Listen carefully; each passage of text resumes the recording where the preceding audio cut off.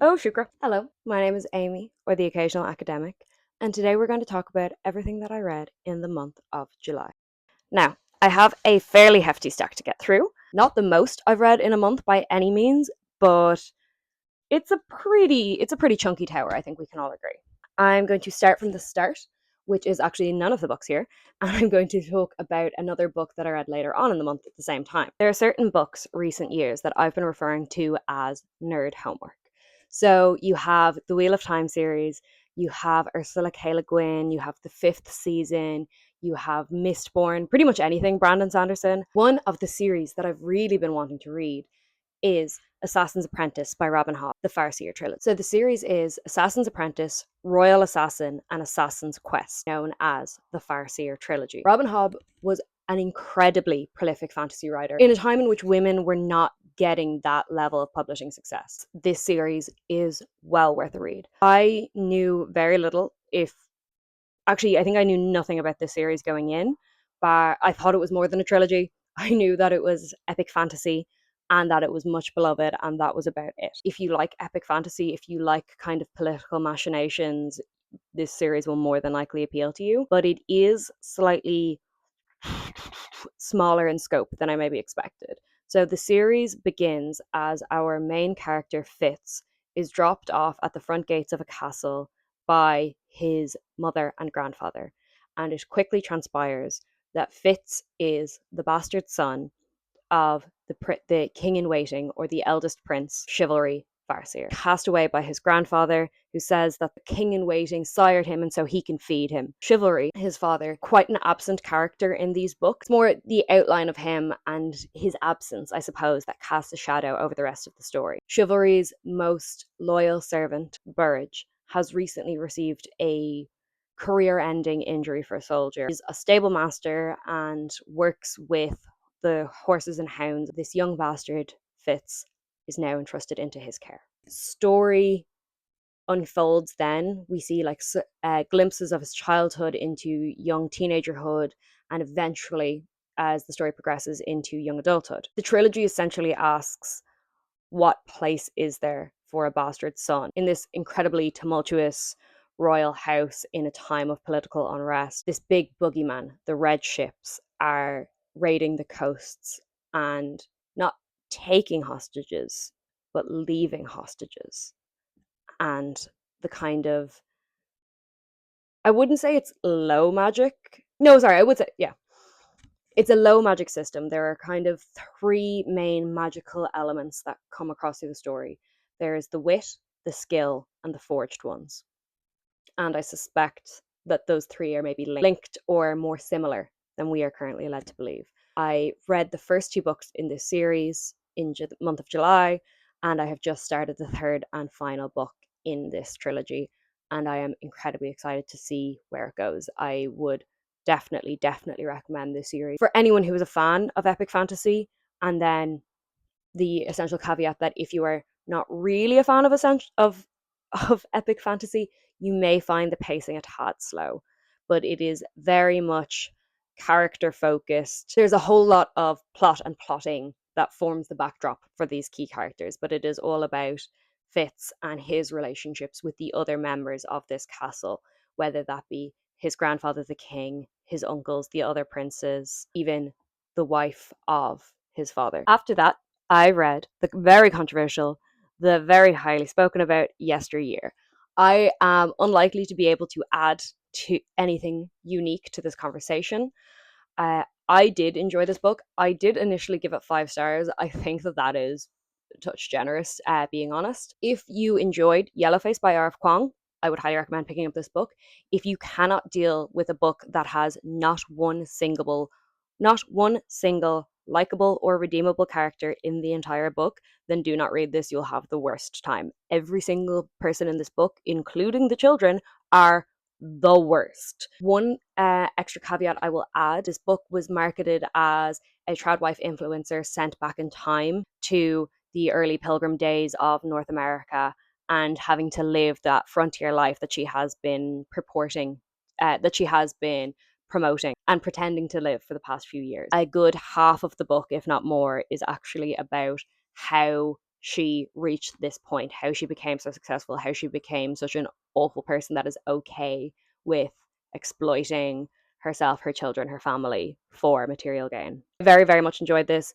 If you like Olivia Blake, if you enjoyed Girl Dinner, I think that you would. I think that you will enjoy this book, but it is definitely not for everyone. After that, I listened to the audiobook of Magpie Murders by Anthony Horowitz. I was a massive Anthony Horowitz fan when I was younger, but unusually I was not Stormbreaker fan really. Alex Rider, I think, is the main character in those. I loved Gruesome Grange. He has a few other and the Diamond Brothers are a bit more satirical, a little bit more comedic. Gruesome Grange is very much horror and fantasy. It's very reminiscent of the series that shall not be named, and Anthony Horowitz wrote it first. And Anthony Horowitz is not a massive transphobe, so do with that what you will. I decided to pick up one of his adult books. I've been meaning to for quite some time, and though I very much enjoyed this book, I was a little bit disappointed by it just because it wasn't at all what I expected. So I was not aware that Anthony Horowitz is so well regarded as a spy thriller fiction novelist. Now he's the only person, I believe, that has been given the rights to write for the estate of Ian Fleming, James Bond. He has also written, I believe, for the estate of Arthur Conan Doyle. He is a very highly respected mystery detective novelist, and this book is a very good, very competent detective mystery. But I was hoping for the absurd humor of Gruesome Grange. Please do let me know if there are any other Anthony Horowitz books that are a bit more similar to that style of his writing. I would love a slightly more adult version of that absurd horror fantasy comedy. I then read Bedlam, and later in the month, I read Seasons of War. I've been on a bit of a kick for rereading childhood favorites recently. So I love Derek Landy. I love the Skullduggery Pleasant books. They were such a key cornerstone of my personality growing up. The humor and the magical world and the moral questions that are grappled with in these books, I think, are incredible. And Derek Landy very much does not talk down to his target audience, though these are technically children's books. They deal with some fairly heavy subjects. This is late in the series. These are books 12 and 13, and all of our main characters at this point really are dealing with some pretty hefty trauma, PTSD, and we see that on the page. They're not fine. Our main character Valkyrie is having panic attacks. She's grappling with guilt and the weight of the things that she has had to do, and I just think it's incredibly well written for regardless of it being a children's book, but especially for the fact that that is the target audience. So I kind of fell off around the time this story was rebooted. I believe the initial series was about 10 books, and then he took a 5-year break, and then he picked the series back up and introduced new characters because the book is aimed at, I think, 9 to 12-year-olds, and the main character was now 23. I would be all for an adult Skullduggery Pleasant Valkyrie came book, but that's neither here nor there. So new, younger characters were introduced, such as Omen Darkly, his twin brother, Augur, who is the chosen one. A whole new story and dangers are taking place. So I read a few of those books around the time they came out. I kind of fell out of the habit of them, and I believe I am now 3, if not 4 books behind on the series. So I physically have all of the books. The next one I need to read is A Mind Full of Murder. But as a refresher, I've been working my way back through the series, and honestly, I've really, really been enjoying these books. I cannot believe how well they hold up. I've recommended them to so many people, and I was starting to get a bit self-conscious about recommending children's books. But I cannot believe how well they've held up and how much I'm still enjoying them as an adult. This was a disappointment. I think I kind of knew it was coming, but it still hurt. The Ballad of Falling Dragons, which came out in, I think, June of this year. And I was so incredibly disappointed by this book. When the Moon Hatched came out, I believe, over 2 years ago now, at least a year and a half ago. And I inhaled this book the first time I read it. I ate it up. I knew it wasn't anything massively new or innovative in terms of fantasy, romantasy, what have you. But I really enjoyed it. I thought the system with the moons overhead being the calcified eggs, the calcified forms of dragon bodies was an interesting dynamic.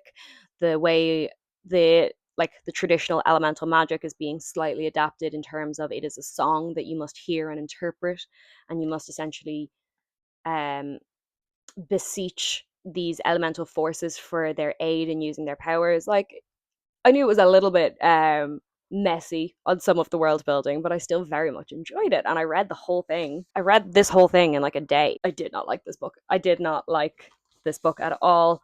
I think the characters all kind of meshed into one another. The magic system has gotten less clear. It's gotten muddy. They've added elements and it all just became very meh. I honestly, at certain points of this book, I started skimming certain POV. There's multiple POVs, and there are certain POV chapters I kind of started skimming. Some of the flashbacks, I was like, "Yep, we've seen this. We know what's happening." And ultimately, I was really, really disappointed because I loved the first book. I thought it was a really fun fantasy romantasy. It obviously just got me at the right time. But I will be reselling both of these on my Vinted because there's no point in me hanging on to these books when somebody else might enjoy them. Similar to my nerd homework of working through classic fantasy and sci-fi, I have also been trying to work through some more traditional classics as well. So I've read a couple of Sherlock Holmes stories in the past, but I got this collection of short stories. In between reading other books, I've been working my way through some of these short stories and then just logging them each as a read. This month, I read The Adventure of a Scandal in Bohemia, The Adventure of the Red-Headed League, The Adventure of A Case of Identity. These are all very classic Sherlock Holmes stories. I think if you've never actually picked up a Sherlock Holmes short story or novel, that you should definitely give them a go. They are very solid, good, entertaining detective stories. You know the characters, you know what to expect, but it is very well written, and like they have stood at the end of the day, this character and these stories have stood the test of time for a reason. They are interesting and compelling, and I think do stand the test of time. Next, I read Lore of the Wilds. I bought this secondhand on Vinted because honestly, I thought that this sprayed edge with the mushrooms was very beautiful, and I looked it up. It had some decent reviews. I think it was on sale for like €12 or something, and I hated this book. I hated this book. The main character is an idiot. Like, so many times, I was just so frustrated by the choices she was making. The twist at the end is extremely, like, is one of those where you know it's coming, even though they haven't really foreshadowed it, but you just know it's coming. There's very little actual clue. They just want to have a gotcha at the end. It reads as extremely young adult. They use a lot of slang like gonna, wanna. I think she calls somebody an ass or an asshole or something. The way it was done in this, or maybe she calls someone a jerk. I can't quite remember, but the way it was done, it really took me out of what was already quite a shallow fantasy world. Sorry, yeah. So it's written extremely young adult, and then there's been like some flirting, some kissing, that's decently well written, and then out of nowhere an explicit sex scene, and I have no idea who this book is for in that case, because if it was young adult and I just wasn't the target audience, that would be one thing, but I do not understand why there's just a sex scene out of nowhere. I think I gave this 1.5 or 2 stars. Next, I listened to Jingo, which is one of the Discworld novels. This is another series that I've been slowly trying to work my way through. There are 41 Discworld novels, which is mental. So I have been essentially I just request the next audiobook from my library. I listen to that one. Once I return it, I request the next one, however long it may take. And that's just how I've been working my way through it. I don't want to, like, I'm not going to just buy 41 books, and I don't particularly want to try and read them all back to back to back to back to back on my Kindle. I think it would be very overwhelming.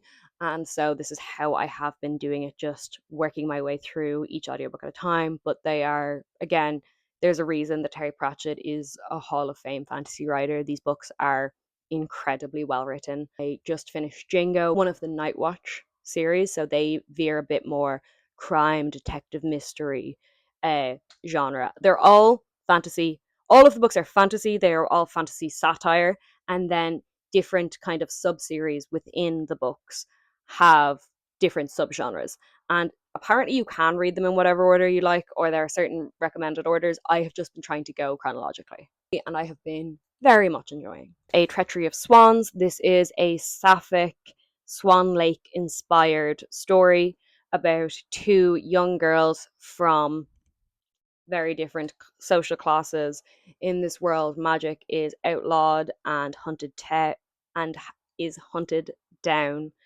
Our main character was an orphan, was a street urchin with magic in her veins that was taken in by an older, very obviously very evil man and trained in the ways of thievery and acting.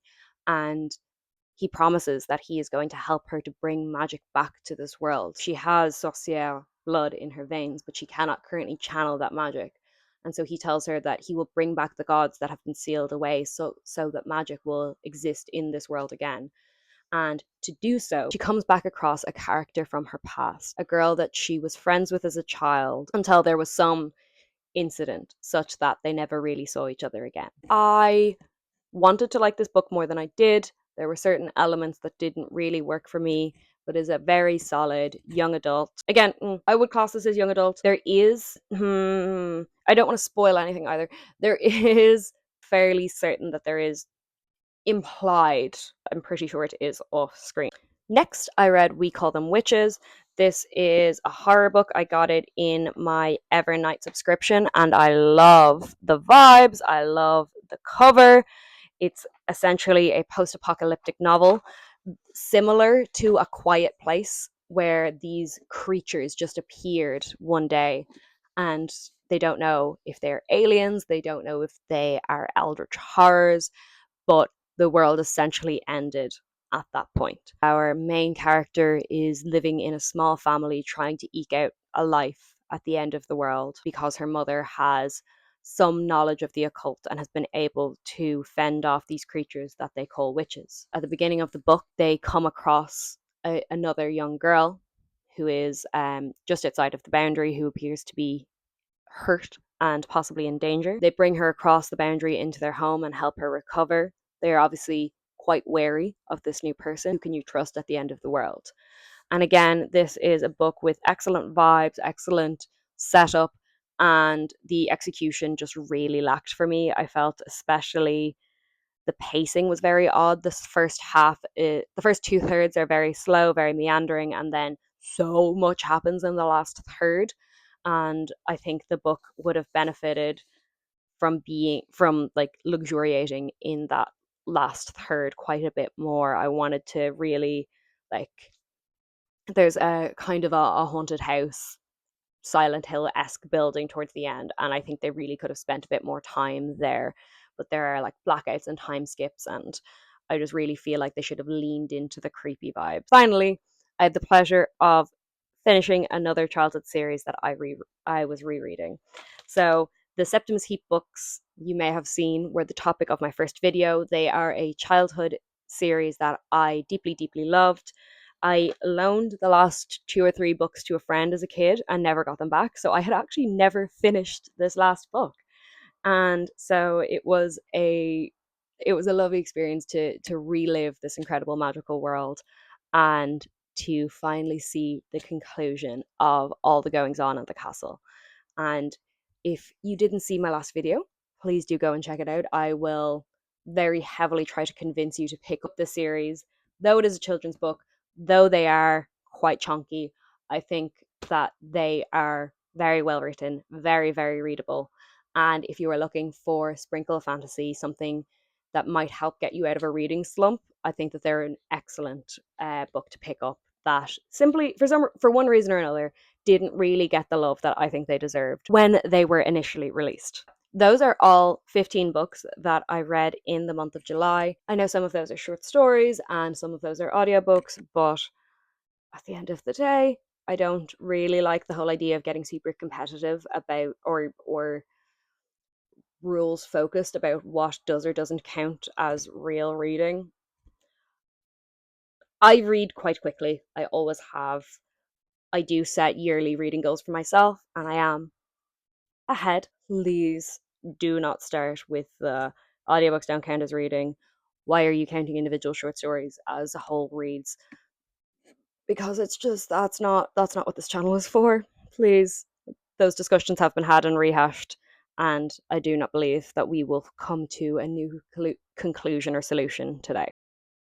My name is Amy, or the Occasional Academic.